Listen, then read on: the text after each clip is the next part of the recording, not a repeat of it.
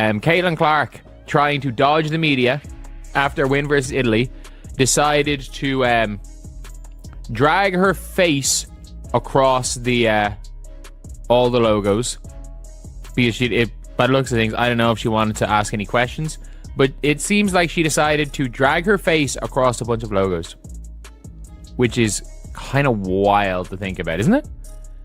It is kind of wild.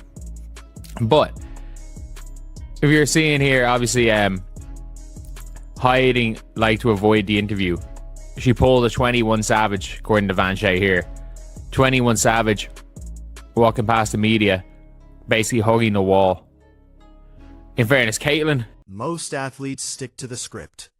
They smile for the flashing cameras, they deliver the safe, heavily rehearsed answers, and they play the corporate game.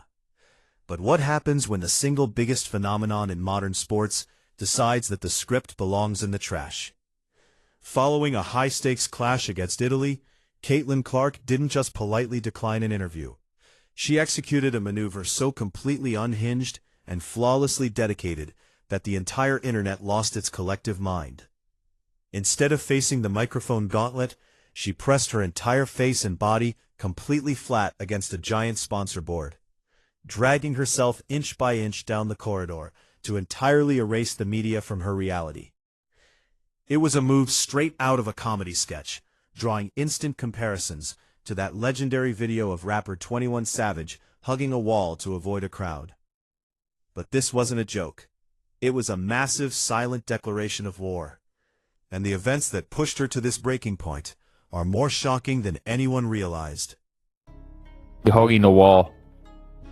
In fairness, Caitlin has her face against the wall. Someone, 10,000 likes. I got her putting her face against the wall.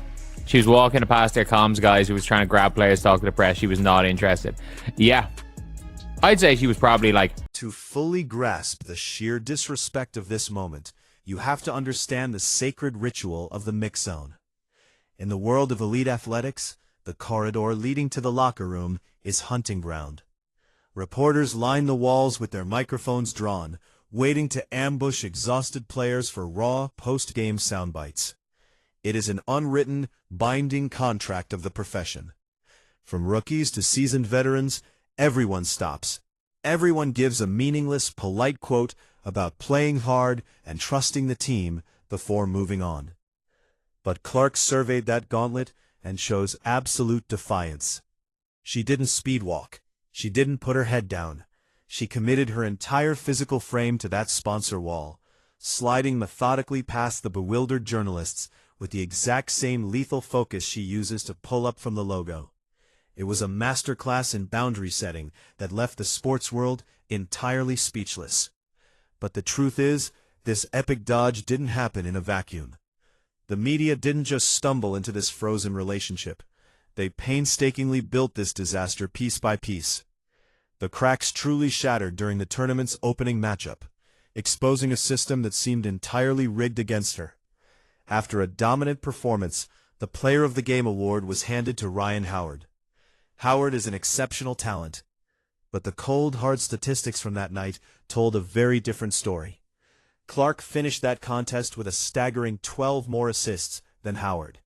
Even more damning, over half of Howard's total points were directly facilitated by Clark's elite court vision.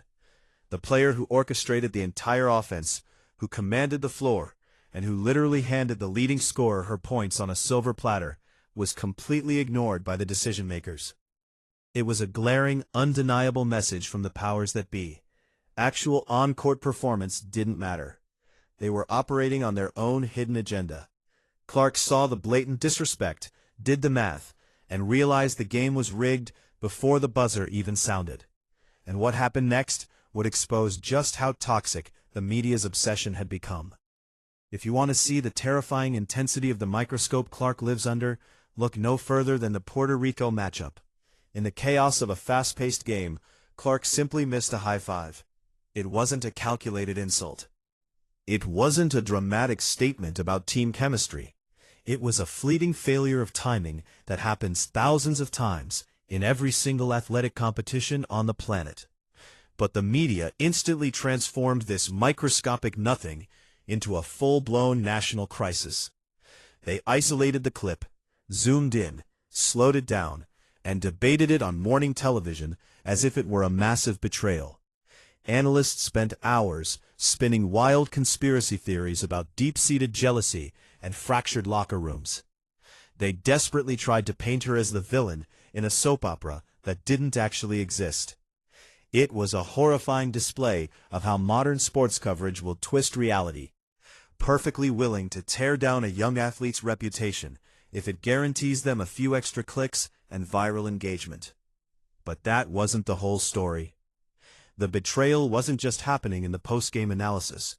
It was happening right there on the hardwood, and the media was completely complicit. Throughout her brutal professional campaign, Clark endured a gauntlet of aggressive, highly physical contact that consistently went ignored by the officials. She was taking massive blindside hits that drew zero whistles.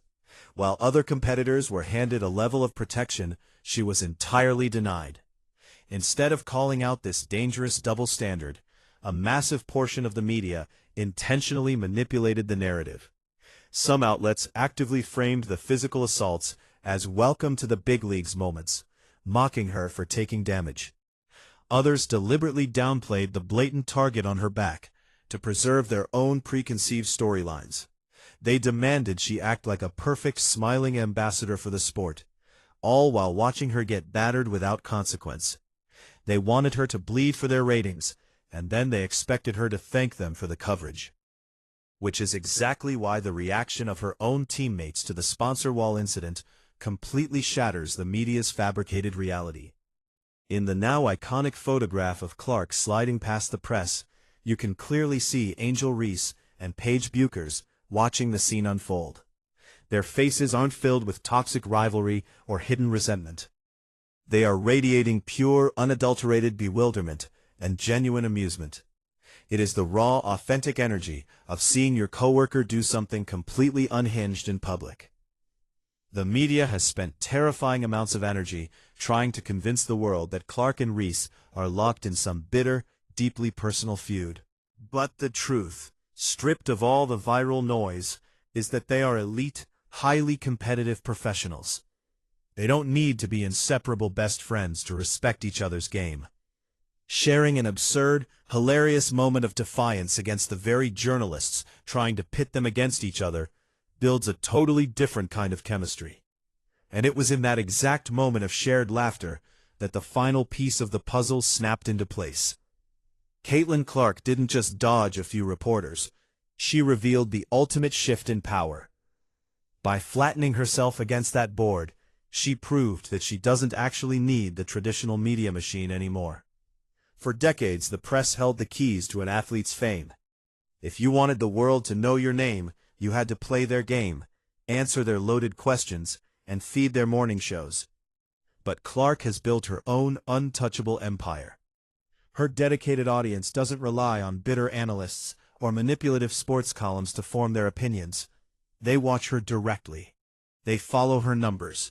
They see the reality on the court. She has successfully circumvented the entire infrastructure of sports journalism. She will fulfill her basic contractual obligations, but she refuses to hand over the raw, vulnerable ingredients the media desperately needs to spin their toxic webs. She denied them their access, and the internet rewarded her with millions of views anyway. It wasn't an act of petty vindictiveness. It was a pure, untouchable display of modern authority.